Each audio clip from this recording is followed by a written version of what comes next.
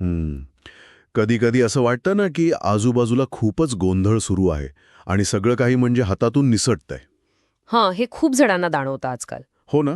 म्हणजे रोजचा तोच ताणतणाव, तीच कामाची धावपळ, भविष्याची एक अनामिक भीती आणि अचानक समोर येणारी संकटे.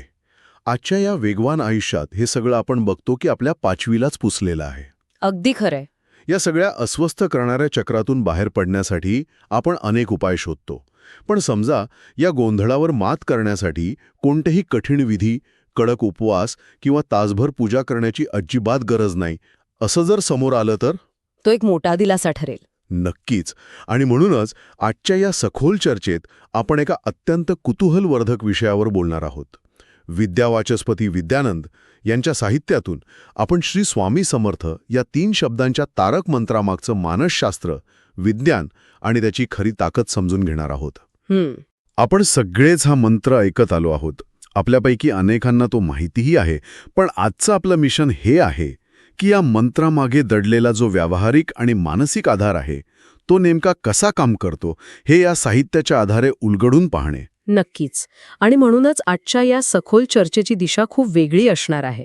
आपण या मंत्राकडे केवळ एक पारंपरिक आध्यात्मिक संकल्पना किंवा नुसतीच आंधळी श्रद्धा म्हणून पाहणार नाही आहोत. बरोबर. विद्यावाचस्पती विद्यानंद यांच्या लेखनातून एक अतिशय स्पष्ट विचार समोर येतो की हा मंत्र दैनंदिन जीवनातील अगदी व्यावहारिक म्हणजे प्रॅक्टिकल समस्यांवर एक प्रभावी उपाय कसा ठरतो. ज्ञान जेव्हा केवळ पोथी पुराणात अडकून न राहता प्रत्यक्ष जगण्यात उतरतं. अगदी प्रत्यक्ष जगण्यात उतरतं, माणसाचं अंतर्मन बदलतं आणि त्याला अंधकारातून प्रकाशाकडे नेतं, तेव्हाच त्याचे मूल्य खऱ्या अर्थाने सिद्ध होते. आज आपण याच प्रक्रियेचे अत्यंत बारकाईने विश्लेषण करणार आहोत. माझ्या मते हाच आजच्या चर्चेचा सर्वात रंजक भाग आहे. श्री स्वामी समर्थ हे फक्त 3 शब्द ऐकायला आणि उच्चाराला किती सोपे आणि साधे वाटतात. होय, खूपच साधे. पण या साहित्यात असे म्हटले आहे की या 3 शब्दांमध्ये अनंत शक्ती आणि करुणेचा एक महासागरच सामावलेला आहे. हे केवळ ओठांनी उच्चारलेले शब्द नाहीत, तर तो मानवी मनासाठी श्रद्धेचा एक भक्कम आधारस्तंभ आहे. पण प्रॅक्टिकली विचार केला हां, तर जेव्हा परिस्थिती खरोखरच हाताबाहेर गेलेली असते, माणूस आतून पूर्णपणे कोलमडलेला असतो, तेव्हा केवळ या 3 शब्दांचा उच्चार माणसासाठी कसा आधार बनू शकतो? लेखनात या मानसिक संघर्षाबद्दल काय सांगितलंय? या प्रश्नाचं उत्तर तारक या शब्दाच्या मूळ अर्थात दडलेले आहे. या लेखनात अतिशय सुंदर आणि मोजक्या शब्दांत हे स्पष्ट केले आहे की तारक म्हणजे तारणारा. अच्छा, तारणारा. जो आपल्याला जन्म मृत्यूच्या फेऱ्यातून मुक्त करतो आणि दुःखाच्या अथांग समुद्रातून पहिली तीरावर सुखरूप नेतो, तो तारक. जर आपण याचा संबंध आपल्या रोजच्या जगण्याशी एक व्यापक दृष्टिकोन ठेवून जोडला, तर मानवी जीवनाच्या प्रवासात येणारी संकटे, अडथळे, शंका आणि मानसिक ताण या गोष्टी माणसाच्या सावल्यांसारख्या आहेत. सावल्यांसारख्या. होय, तुम्ही कुठेही जा, या सावल्या कायम सोबत चालत असतात. आणि जेव्हा माणसावर संकट येते, तेव्हा तो स्वतःला एका अंधाऱ्या गर्तेत अडकल्यासारखा अनुभवतो, जिथे त्याला कोणताही मार्ग दिसत नाही. सावल्यांचा हा संदर्भ मला खूप महत्वाचा वाटतो. कारण सावल्या कधीच आपली पाठ सोडत नाहीत. भौतिक जगात आपण प्रकाशात गेलो की सावली पडते, पण मानसिक जगात मात्र मानसिक जगात जेव्हा अंधार दाटून येतो, बरोबर, जेव्हा अंधार दाटून येतो तेव्हा या भीती आणि शंकांच्या सावल्या अधिकच गडद होतात. मग अशा वेळी हा मंत्र त्या अंधारात नेमका कसा काम करतो? तो कसा प्रकाश बनतो? इथेच या मंत्राचे मानसशास्त्र काम करते. जीवनातील प्रतिकूल परिस्थितीत जेव्हा मन गोंधळलेले असते, विचार करण्याची क्षमता थांबलेली असते, तेव्हा हा तारक मंत्र भक्ताच्या जीवनातील तो अंधार दूर करणारा एक तेजोदीप बनतो. विद्यानंदजींच्या मते जेव्हा माणूस अत्यंत एकाग्रतेने या मंत्राचा आधार घेतो, तेव्हा त्याचे मन बाह्य जगातील गोंधळातून बाहेर पडून एका निश्चित केंद्रावर स्थिर होते. हा मंत्र केवळ पोकळ आधार देत नाही. म्हणजे तो फक्त एक शब्द नाहीये ना? अजिबात नाही. तो अंतःकरणात निश्चय, विश्वास आणि एका पूर्ण समर्पणाची अखंड ज्योत प्रज्वलित करतो. तो मनाला सांगतो की तू एकटा नाहीस. ही भावनाच अर्ध्याहून अधिक अंधार नाहीसा करते. तो एकटा नाहीस ही जाणीवच खरोखर खूप मोठी ताकद देते. आणि या अभ्यासातून प्रकर्षाने जाणवणारी आणखी एक विलक्षण गोष्ट म्हणजे या प्रक्रियेत दडलेले साधेपणाचे महत्त्व. हो, साधेपणा हा खूप महत्वाचा भाग आहे. सहसा जेव्हा आपण एखाद्या मंत्राचा, जपाचा किंवा आध्यात्मिक साधनेचा विचार करतो तेव्हा आपल्या डोळ्यांसमोर अनेक अवघड नियम, कडक उपवास, विशिष्ट वस्त्रे किंवा तासनतास चालणारे क्लिष्ट विधी उभे राहतात. अगदी बरोबर. पण या साहित्यानुसार या मंत्राचे सर्वात मोठे वैशिष्ट्य म्हणजे यासाठी कोणत्याही क्लिष्ट विधी पद्धतीची अजिबात गरज नाही. आजच्या आधुनिक आणि प्रचंड व्यग्र जीवनशैलीचा विचार केला, जिथे माणसाला स्वतःसाठी 10 मिनिटं काढणे कठीण झाले आहे, तिथे ही बाब सर्वांसाठी अत्यंत सोयीची आणि मोठा दिलासा देणारी वाटते. नक्कीच. या साध्यापणामागेच या मंत्राचे खरे सामर्थ्य आहे. विद्यावाचस्पती विद्यानंद यांच्या लेखनात हा मुद्दा अतिशय ठळकपणे मांडला आहे की या मंत्राचा पाया कोणत्याही कर्मकांडावर, कर्मठ नियमांवर किंवा बाह्य देखाव्यावर उभा नाही. तो केवळ 3 अत्यंत साध्या पण अत्यंत गहन गोष्टींवर आधारित आहे. आणि ते 3 आधार म्हणजे शुद्ध मन, अढळ श्रद्धा आणि निस्सीम प्रेम. शुद्ध मन, अढळ श्रद्धा आणि निस्सीम प्रेम. कोई तुम्हाला कोणत्याही साहित्याची गरज नाही. तुम्हाला गरज आहे ती फक्त एका निर्मळ अंतःकरणाची. जेव्हा या 3 अदृश्य गोष्टी अंतर्मनात एकत्र येतात तेव्हा तो मंत्र खऱ्या अर्थाने आपली ऊर्जा मानवी शरीरात आणि मनात प्रकट करू लागतो.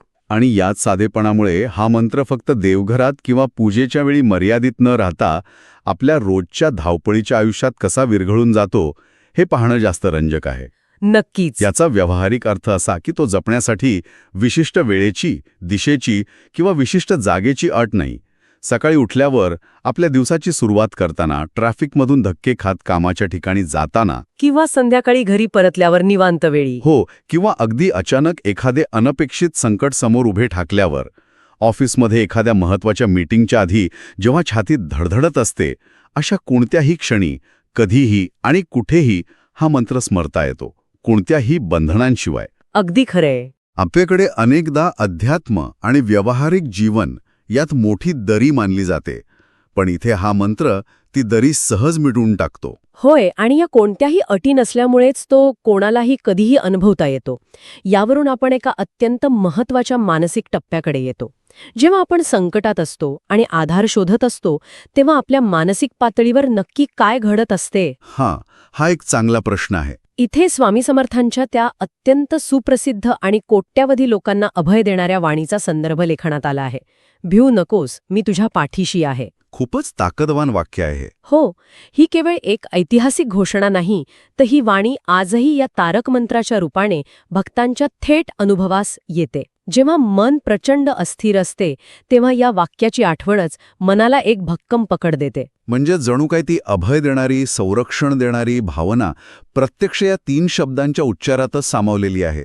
पण इथे मला एक थोडा वेगळा विचार मांडावासा वाटतो. सांगा ना. माझ्या मते जेव्हा एखादं मोठं संकट येतं तेव्हा भिऊ नकोस हे सांगणं सोपं असतं, पण प्रत्यक्ष न घाबरणं हे खूप कठीण असतं. मनातली भीती, शंका आणि अस्थिरता या नैसर्गिक भावना आहेत. बरोबर आहे. मग या मंत्राच्या जपाने ही भीती प्रत्यक्षात कशी कमी होते? यामागे काही मानसशास्त्रीय स्पष्टीकरण लिखाणात आहे का? यामागे एक अत्यंत सखोल मानसशास्त्र विज्ञान दडलेले आहे, जे विद्यानंदजींनी उलगडले आहे. जेव्हा मानवी मनात भीती, शंका किंवा अस्थिरता निर्माण होते तेव्हा आपली विचार प्रक्रिया पूर्णपणे विस्कळीत होते.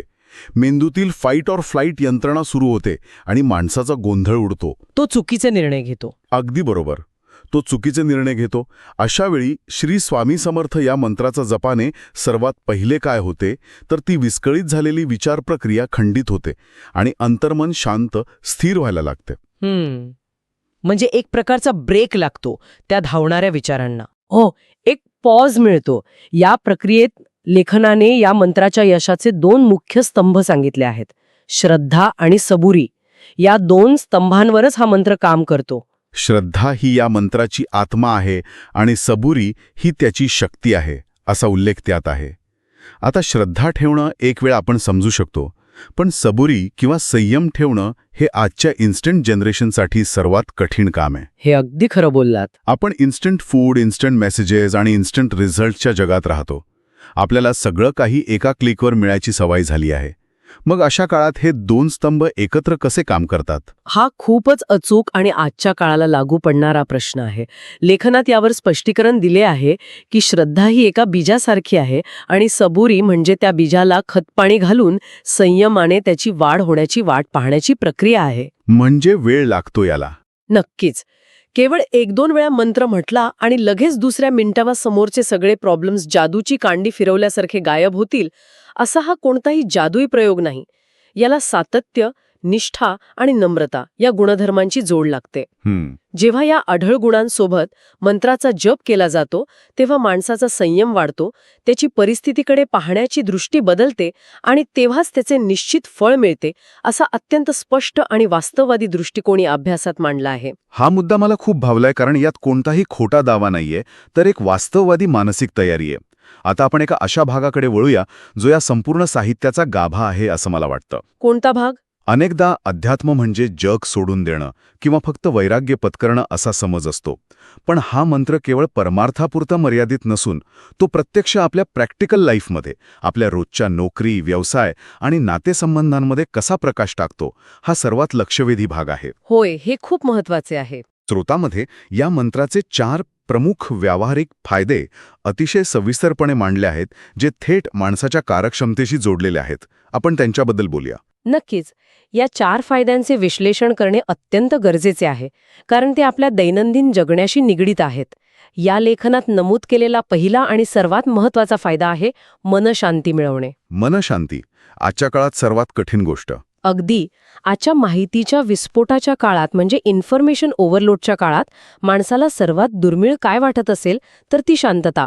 सतत येणारे ईमेल्स, मेसेजेस, स्पर्धेचं ओझं यामुळे माणसाचं मन एका माकडासारखं सतत उड्या मारत असते. खरंय. या मंत्राचा जप त्या भरकटलेल्या मनाला एका ठिकाणी आणून बांधतो आणि त्याला एक विलक्षण शांती प्रदान करतो. आणि जर आपण बारकाईने पाहिले तर हा पहिला फायदा थेट दुसऱ्या फायद्याशी जोडलेला आहे. स्रोतामध्ये दुसरा फायदा सांगितला आहे एकाग्रता वाढवणे. कॉन्सन्ट्रेशन.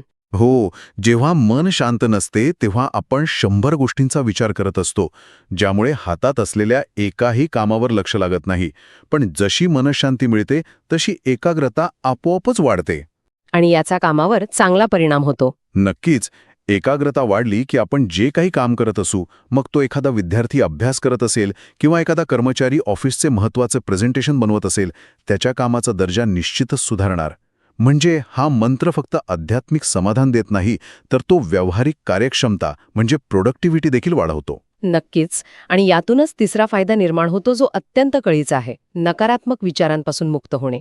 निगेटिव्हिटी ती तर सगळीकडेच असते. हो ना. आजूबाजूला नजर टाकली तर आपल्याला सतत नकारात्मक बातम्या, लोकांचे टोमणे किंवा स्वतःच्याच मनातील माझं कसं होणार ही भीती सतावत असते.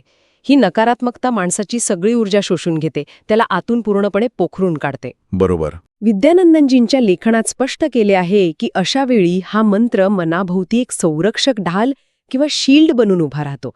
हा जप त्या नकारात्मक विचारांची साखळी तोडतो आणि मनाला सकारात्मकतेकडे वळवतो. हे एखाद्या नॉईज कॅन्सलिंग हेडफोनसारखं काम करत असावं, जिथे बाहेरचा नकारात्मक गोंधळ पूर्णपणे बंद होतो आणि फक्त आतली शांतता ऐकू येते. खूप छान उदाहरण दिलं हे. धन्यवाद. आणि या सगळ्याचा एकत्रित परिणाम म्हणून चौथा फायदा समोर येतो, जो म्हणजे आत्मविश्वास दृढ करणे. नकारात्मकता गेली, एकाग्रता वाढली आणि मन शांत झाले की साहजिकच माणसाचा स्वतःवरचा आणि परिस्थितीशी 2 हात करण्याचा आत्मविश्वास अत्यंत दृढ होतो. होय. तो संकटांना घाबरून पळून जात नाही, तर मी यातून मार्ग काढू शकतो हा विश्वास त्याच्यात निर्माण होतो. आणि या 4 व्यावहारिक फायद्यांचा एकत्रित परिपाक असा होतो की अनेक भक्तांना असे अनुभवास येते की संकटकाळी त्यांना आपोआप योग्य मार्ग सापडतात, बंद झालेले दरवाजे अचानक उघडल्यासारखे वाटतात. लेले जादुई चमत्कार नाहीत, ही निव्वळ श्रद्धेची ऊर्जा आहे, जिने स्वतःचे मन इतके प्रगल्भ आणि शांत केले आहे की स्वतःलाच ते मार्ग दिसू लागतात. यावर विद्यानंदजींनी जे स्पष्टीकरण दिलंय ते ऐकून खरंच दृष्टिकोन बदलतो. आपण नेहमी संकटातून मिळणारी सुटका ही बाह्य शक्तीने केलेली जादू मानतो. पण तसं नसतं. बरोबर. जेव्हा अढळ श्रद्धेमुळे मन शांत असते, मेंदूतील गोंधळ थांबलेला असतो, तेव्हा संकटातून बाहेर पडण्याचे जे मार्ग पूर्वी भीती आणि तणावामुळे आपल्याला दिसत नव्हते, तेच मार्ग आता स्पष्टपणे दिसू लागतात. ती श्रद्धेची ऊर्जा माणसाच्या आतच संकटावर मात करण्याची क्षमता निर्माण करते. इथे खरोखरच एक मोमेंट येतो जिथे अचानक सर्व गोष्टींचा उलगडा होतो. हा खरोखरच एक विचार करायला लावणारा टप्पा आहे, कारण यातून आपण या मंत्राच्या खऱ्या उद्देशाकडे पोहोचतो.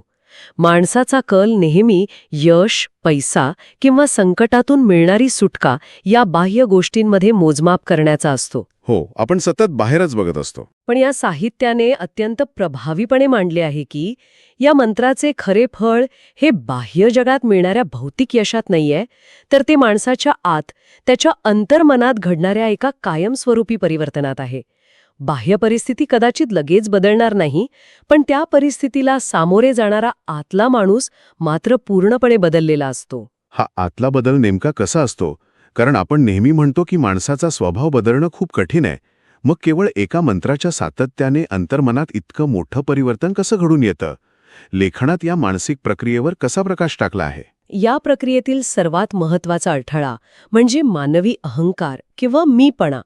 जपाच्या सातत्याने हा अहंकार कसा वितळतो हे विद्यानंदजींनी यात अत्यंत सखोलपणे स्पष्ट केले आहे. मीपणा हा खूप मोठा अडथळा आहे. होय, मीच सगळं करतोय, माझ्याच हातात सगळं कंट्रोल असायला हवं, हा अहंकार माणसाच्या दुःखाचे, तणावाचे आणि संघर्षाचे मुख्य कारण असतो. हा एक प्रकारचा मोठा अडथळा असतो.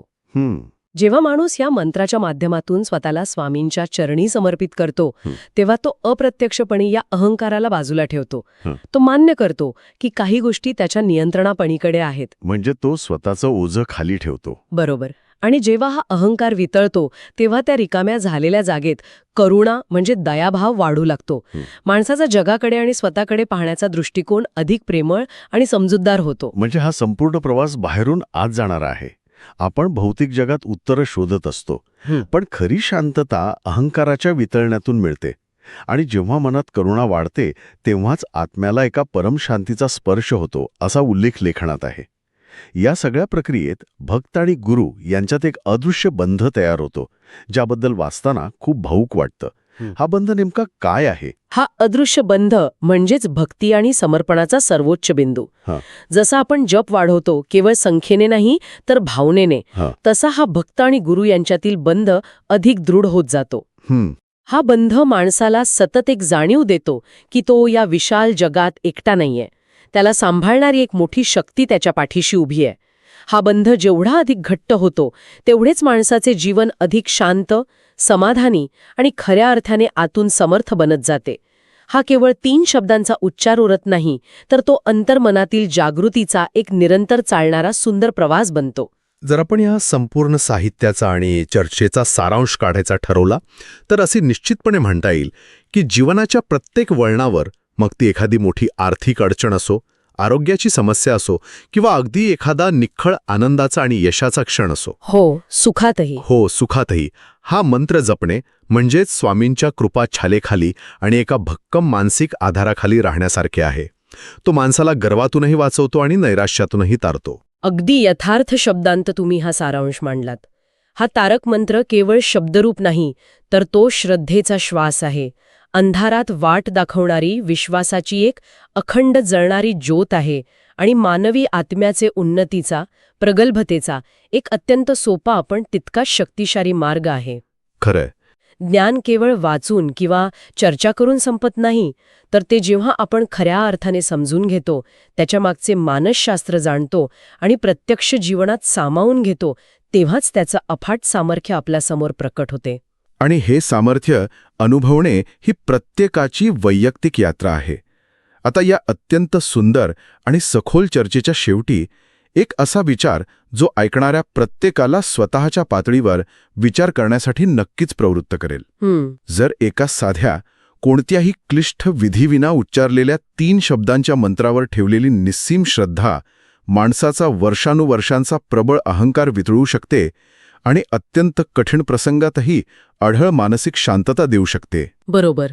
कुणाबद्दलचा विश्वास आहे, ज्याच्यावर आपण 100% पूर्ण विश्वास ठेवला, तर ते आपले संपूर्ण अंतर्मन आणि जगाकडे पाहण्याचा दृष्टिकोन कायमचा बदलू शकतील. या अदृश्यपण शक्तिशाली शक्यतेवर नक्की विचार करा. पुन्हा भेटूया अशाच एका नव्या आणि रंजक विषयासोबत. तोपर्यंत विचार करत रहा आणि शिकत रहा.